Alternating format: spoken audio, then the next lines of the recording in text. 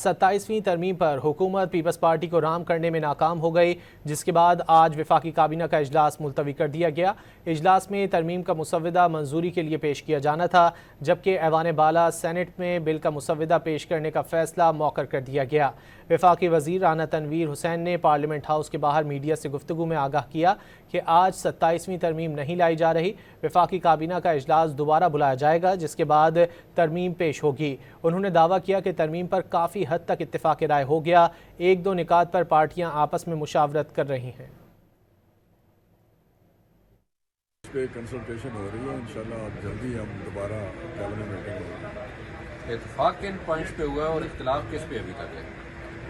Almost کافی چیزوں پہ اتفاق ہے، ایک دو چیزیں ہیں جس پہ وہ جو پارٹیز ہیں ایک دو وہ بات چیت کر رہی ہیں۔ دونوں جو بڑی اتحادی جماعتیں ایگری ہے کسی پوائنٹ پہ یا سب ابھی تک فائنلائز نہیں ہوئی؟ کافی پوائنٹس پہ اتفاق ہے، میں آپ کو بتا رہا ہوں، ایک دو چیزیں جس پہ وہ ڈسکس کر رہے ہیں اپنی پارٹی میں۔ تو آج پیش کی جانے کے امکان ہے یا پھر اب لیٹ ہوگی؟